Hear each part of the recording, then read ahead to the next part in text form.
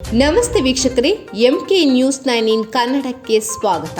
ಬೆಳಗಾವಿ ಜಿಲ್ಲೆ ಹುಕ್ಕೇರಿ ತಾಲೂಕಿನ ಗೊಡಗೇರಿ ಜಿಲ್ಲಾ ಪಂಚಾಯಿತಿ ವ್ಯಾಪ್ತಿಯಲ್ಲಿ ಬರುವ ಎಲ್ಲ ಗ್ರಾಮದ ಮುಖಂಡರು ಹಾಗೂ ಜಾರಕಿಹೊಳಿ ಸಾಹೇಬ್ ಅಭಿಮಾನಿಗಳು ಸೇರಿ ಹುಕ್ಕೇರಿ ಗ್ರಾಮೀಣ ವಿದ್ಯುತ್ ಶಕ್ತಿ ಸಹಕಾರಿ ಸಂಘ ಚುನಾವಣೆ ನಿಮಿತ್ತ ಸಭೆಯನ್ನು ನಡೆಸಿದ್ದಾರೆ. ಈ ಸಂದರ್ಭದಲ್ಲಿ ನಮ್ಮೆಲ್ಲರ ನೆಚ್ಚಿನ ನಾಯಕರು, ಸಹಕಾರಿ ಧುರೀಣರು ಹಾಗೂ ಅರಭಾವಿ ಶಾಸಕರಾದ ಸನ್ಮಾನ್ಯ ಶ್ರೀ ಬಾಲಚಂದ್ರಣ್ಣ ಜಾರಕಿಹೊಳಿ ಅವರು ಹಾಗೂ ಹಿರಿಯರು ಮಾಜಿ ಸಂಸದರಾದ ಸನ್ಮಾನ್ಯ ಶ್ರೀ ಅಣ್ಣಾ ಸಾಹೇಬ್ ಜೊಲ್ಲೆ ಅವರು, ಗುಡಗೇರಿಯ ಹಿರಶುಗೂರ ಅಧ್ಯಕ್ಷರಾದ ಅಜ್ಜು ಅಣ್ಣ ಕಳ್ಳಟ್ಟಿಯವರ ನೇತೃತ್ವದಲ್ಲಿ ಸಭೆ ನಡೆಯಿತು.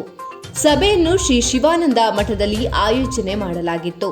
ಕಾರ್ಯಕರ್ತರು, ಮುಖಂಡರು, ಅಭಿಮಾನಿಗಳು ಹೆಚ್ಚಿನ ಸಂಖ್ಯೆಯಲ್ಲಿ ಭಾಗವಹಿಸಿ ಕಾರ್ಯಕ್ರಮವನ್ನು ಯಶಸ್ವಿಗೊಳಿಸಿದ್ದಾರೆ.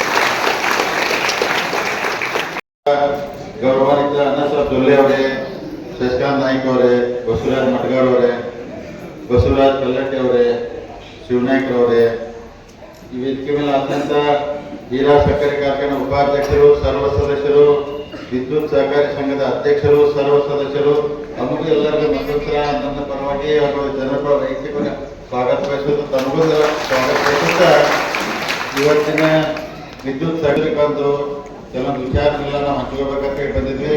ಗೌರವಾನ್ವಿತ ಅಣ್ಣಾ ಸಾಹೇಬ್ ಜೊಲ್ಲೆ ಅವರೆಲ್ಲ ಬಹಳ ವಿವರಣವಾಗಿ ಹೇಳಿದ್ರು. ಅವ್ರು ಯಾಕಂದ್ರೆ ಶುಗರ್ ಫ್ಯಾಕ್ಟರಿ. ವರದಿ ಮಂಜುನಾಥ್, ಎಂಕೆ ನ್ಯೂಸ್ 9 ಕನ್ನಡ, ಹುಕ್ಕೇರಿ.